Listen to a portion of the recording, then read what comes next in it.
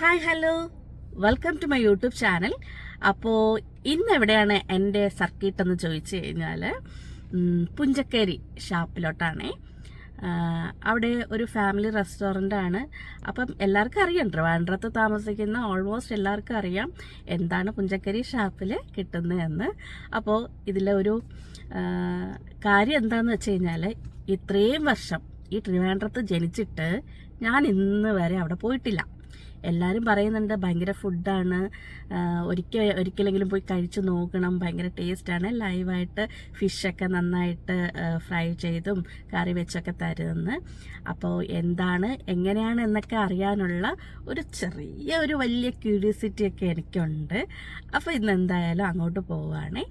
അപ്പോൾ ഇന്ന് എൻ്റെ കൂടെ എൻ്റെ മോനും എൻ്റെ മോൻ്റെ ഫ്രണ്ട് അഭിയും ഞങ്ങൾ മൂന്നുപേരും കൂടിയിട്ടാണ് പോകുന്നത്. അപ്പോൾ എന്തായാലും വെക്കേഷനായിട്ട് ഞങ്ങൾ അധികം ഇവിടെ ഇറങ്ങിയില്ല, കുറച്ച് തിരക്കൊക്കെ ആയതുകൊണ്ട് ഇറങ്ങാൻ പറ്റിയില്ല. അപ്പോൾ ഇന്ന് എന്തായാലും ഞങ്ങൾ ആ ഒരു വൈബ് എന്തായാലും എക്സ്പ്ലോർ ചെയ്യണമെന്ന് ഞങ്ങൾ വിചാരിക്കുന്നു. അപ്പോൾ ഇതിന് മുന്നേ സഞ്ജിത്ത് എന്നോട് പറഞ്ഞിട്ടുണ്ടായിരുന്നു, അമ്മ ഇങ്ങനെ പോകണമെന്നൊക്കെ പറഞ്ഞിട്ട് എനിക്ക് തോന്നുന്നു ഗുഡ് ഫ്രൈഡേയുടെ അന്ന് പോയിട്ട് അവിടെ ഷാപ്പ് അടപ്പായിരുന്നു. അങ്ങനെ അന്നവൻ തിരിച്ചു വരുന്നു. അപ്പോൾ അതിൻ്റെ ഒരു കോമ്പൻസേഷനും കൂടിയിട്ടാണ് ഇന്ന് അവനെ കൊണ്ടുപോയി അവിടെ ഫുഡൊക്കെ വാങ്ങിച്ചു കൊടുക്കാമെന്ന് വിചാരിച്ചത്. അപ്പോൾ എല്ലാവരും എന്നോട് ചോദിക്കുന്നുണ്ട് എൻ്റെ കൂടെ ഉള്ളത് ആരാണെന്ന്. എൻ്റെ മോൻ തന്നെയാണ്, പക്ഷെ എൻ്റെ മോൻ്റെ ഫ്രണ്ടാണ് അവൻ. അപ്പോൾ അവനെയും കൂടി കൊണ്ട് ഞാൻ പോവുകയാണേ. അപ്പോൾ വീണ്ടും നമുക്ക് പോകുന്ന വഴിയിലൂടെ വിശേഷങ്ങളും കാര്യങ്ങളായിട്ടൊക്കെ കാണാമേ. അപ്പോൾ പോവാം. സഞ്ജിത്തില്ല, അപ്പൊ സഞ്ജിത്തിനെ പിക്ക് ചെയ്യണം. അപ്പൊ സഞ്ജിത്ത് ഇപ്പൊ ലുലു നിൽക്കുകയാണ്, കുറച്ച് സാധനങ്ങൾ മേടിക്കാൻ വേണ്ടിയിട്ട് രാവിലെ ഇവിടെ നിന്ന് പോയതാ. അപ്പൊ ഇപ്പൊ ടൈം മണി 12 വിശപ്പ് തുടങ്ങിയിട്ടുണ്ട്, ഞങ്ങൾക്ക് നന്നായിട്ട് വിശക്കുന്നുണ്ട്. അപ്പൊ ഞങ്ങൾ നേരെ ലുലുന്ന് സഞ്ജിത്തിനെ പിക്ക് ചെയ്തിട്ട് നേരെ ഞങ്ങൾ പോവേ. അപ്പൊ ലുലു മോളിന്റെ അടുത്ത് എത്തി. സഞ്ജിത്ത് പക്ഷെ ഇത്രയും നേരമായിട്ട് ഇപ്പുറത്തോട്ട് ചാടി വന്നില്ല. ഞങ്ങളിങ്ങനെ വെയിറ്റ് ചെയ്തിരിക്കുക. ഒന്നാമത് തലയിൽ വെയിലടിക്കുന്ന ടൈമാണ്. അപ്പം പെട്രോളും കളയാനില്ല. ഇങ്ങനെ ഡ്രസ് പഠിച്ച് ദേഷ്യപ്പെട്ടിരിക്കുകയാണ്.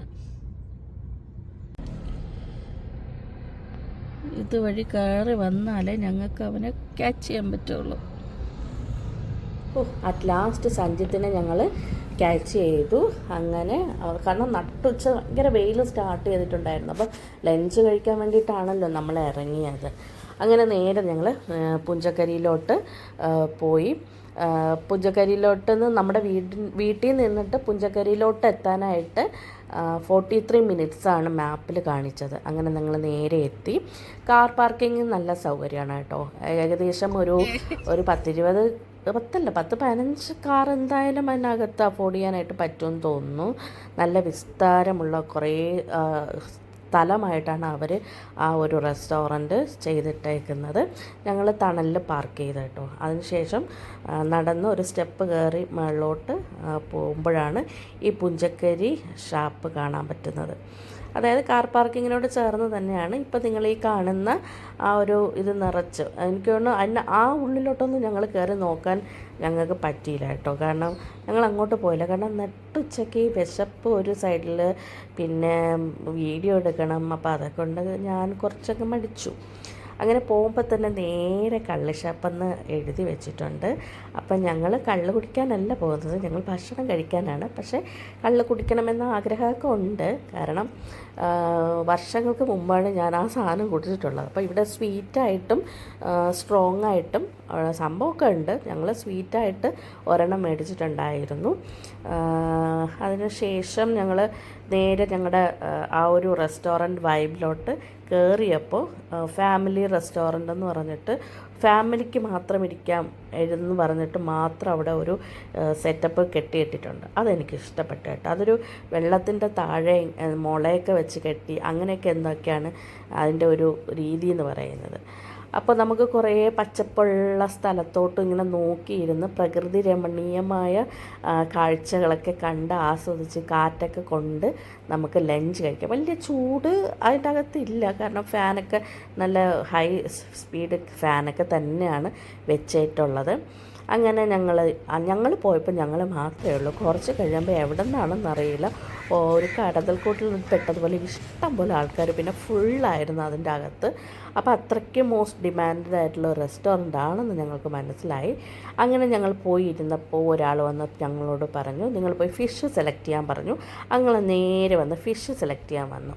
ഞാൻ അയല മീനൊക്കെ ഉണ്ടോയെന്ന് നോക്കി, ചെറിയ വലിയതും. അപ്പോൾ ചെറുതൊന്നുമില്ല. അവരുടെ കായൽ കരിമീൻ, പിന്നെ ഏതൊക്കെയോ പുന്നാര മീൻ, അങ്ങനത്തെ കായൽ ഫിഷുകളാണ്. എല്ലാം വലിയ ടൈപ്പ് ഫിഷ് തന്നെയാണുള്ളത്.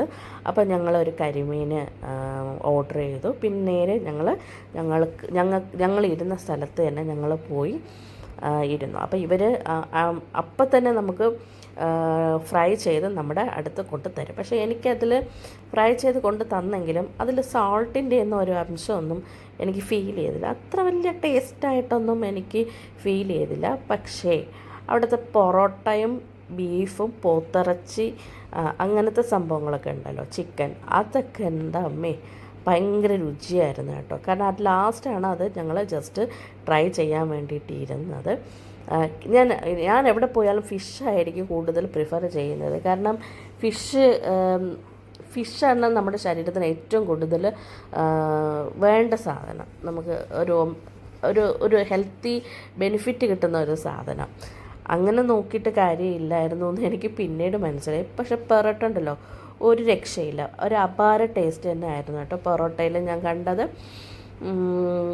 എന്താ പറയുക, അങ്ങനെ ഞങ്ങളൊരു 20 മിനിറ്റ്സോളം അവിടെ ഇരുന്നതിന് ശേഷമാണ് ഫുഡ് നമ്മുടെ ഫ്രണ്ടിലോട്ട് എത്തിയത്. പിന്നെ അപ്പമുണ്ട്, തലക്കറി മേടിച്ചു കേട്ടോ. അത് പറയാറ്, അത് സൂപ്പറായിരുന്നു കേട്ടോ. തലക്കറി അവിടെ പോയി ആരെങ്കിലും കഴിക്കുകയാണെങ്കിൽ അത് ഓർഡർ ചെയ്യുക. നല്ല ടേസ്റ്റാണ്, നല്ല വർത്താണ് അത് കറി. പിന്നെ ഞങ്ങൾ കിഴങ്ങും തലക്കറിയും കൊഞ്ച് ഫ്രൈ ഫുള്ളോട് കൂടിയിട്ടാണ് ഇവരിട്ട് തരുന്നത്. അപ്പോൾ ഹാഫ് പ്ലേറ്റ് കൊഞ്ച് വരുന്നത് 400 റുപ്പീസാണ്. ഇത്തിരി കോസ്റ്റ് കൂടുതലാണ് കേട്ടോ. എല്ലാം ഒത്തിരി കോസ്റ്റാണ്. റൈസൊക്കെ ആവശ്യത്തിന് തരത്തുള്ളൂ, കാരണം അത് അത്ര മതിയാവും. കാരണം എന്താണെന്ന് വെച്ചാൽ പോർഷൻ ഫിഷാണല്ലോ കൂടുതലുള്ളത്, അപ്പോൾ അത് നമുക്ക് വേണ്ടി വരും. അങ്ങനെ കൊണ്ടുവച്ച കരിമീനിൽ ഞാൻ ചൂടോട് ഇരുന്നതല്ലേ, അപ്പം ഞാനതിൽ കുറച്ച് നാരങ്ങയൊക്കെ പിഴിഞ്ഞ് ഉള്ളി നല്ല ഫ്രൈ ചെയ്തതുണ്ടായിരുന്നു കേട്ടോ. അതെനിക്ക് ഇഷ്ടപ്പെട്ടു, നല്ല ക്രിസ്പി ആയിരുന്നു. പക്ഷേ എനിക്ക് ഫിഷിൽ ഒട്ടും എനിക്ക് ഇഷ്ടപ്പെടാതെ വന്നത് അതിൽ സാൾട്ടൊന്നും ഇല്ലായിരുന്നു. ജസ്റ്റ് മുളക് പുരട്ടി മാത്രം ഫ്രൈ ചെയ്ത് തരുന്ന ഒരു ഇതായിരുന്നു. ചൂടോടെ കഴിക്കാനേ കൊള്ളാവൂ, തണുത്ത് കഴിഞ്ഞാൽ പിന്നെ അതൊന്നിനും കൊള്ളത്തില്ല എന്ന് എനിക്ക് തോന്നി.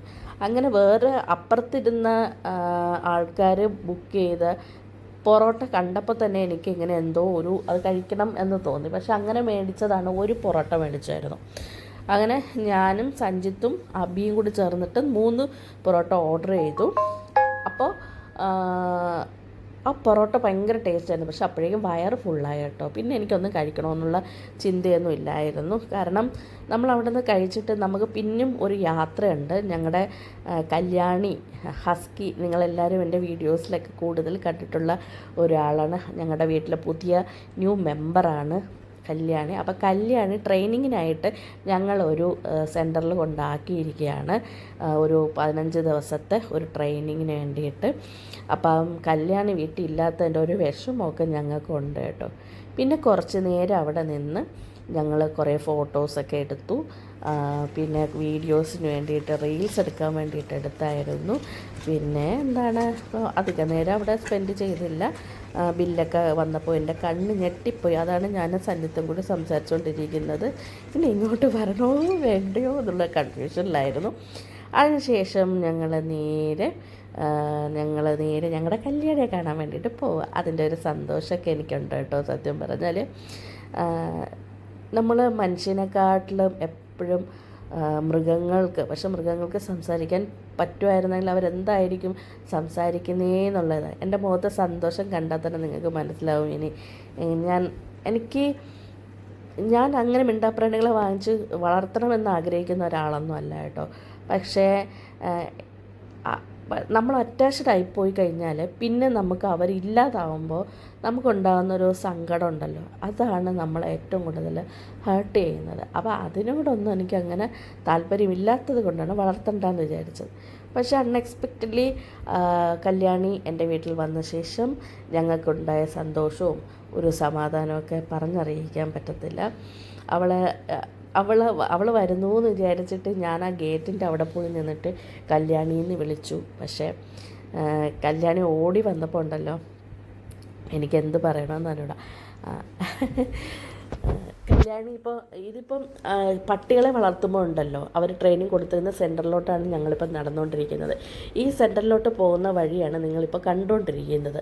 അപ്പോൾ ആൾതാമസമുള്ള സ്ഥലത്ത് പട്ടികളെ വളർത്താൻ പാടില്ല. അപ്പോൾ അതുകൊണ്ട് കുറച്ച് ദൂരെയായിട്ട്, അപ്പോൾ ഞങ്ങൾക്ക് ഏകദേശം ഒരു 1 കിലോമീറ്ററോളം നടന്നു വേണം, 1.5 കിലോമീറ്റർ കേട്ടോ നടന്നാണ് ആ ട്രെയിനിങ് സെൻറ്ററിലോട്ട് പോകുന്നത്. അപ്പോൾ അവിടെ ഒരു കനാലൊക്കെയാണ്. അപ്പോൾ ഞങ്ങളുടെ കല്യാണം വരുന്നുണ്ട്, എന്തോ ഒരു ഹാപ്പി ആയിട്ട് അവൾക്ക് എങ്ങനെയെങ്കിലും ഞങ്ങളുടെ വീട്ടിലോട്ട് പോകണമെന്നുള്ള രീതിയിലാണ്. എനിക്ക് അത് കണ്ടപ്പോൾ എനിക്ക് ഭയങ്കര കരച്ചിലാണ് വന്നത് സത്യം പറഞ്ഞാൽ. എന്താ പറയുക, അൺകണ്ടീഷണൽ ലവാണ് അങ്ങനെ ഈ മിണ്ടാപ്രാണികളുടെ കയ്യിൽ നിന്ന് നമുക്ക് കിട്ടുന്നത്. പക്ഷെ അവളെ കണ്ടപ്പോൾ എനിക്ക് ഭയങ്കര സന്തോഷമായി. അപ്പം ഇന്ന് ഇത്രയൊക്കെ ഉള്ളൂ എൻ്റെ വീഡിയോ. വീണ്ടും അടുത്ത വീഡിയോയിലൂടെ നമുക്ക് കാണാം. അപ്പോൾ അതുവരേക്കും until bye from Saritha. Take care, by.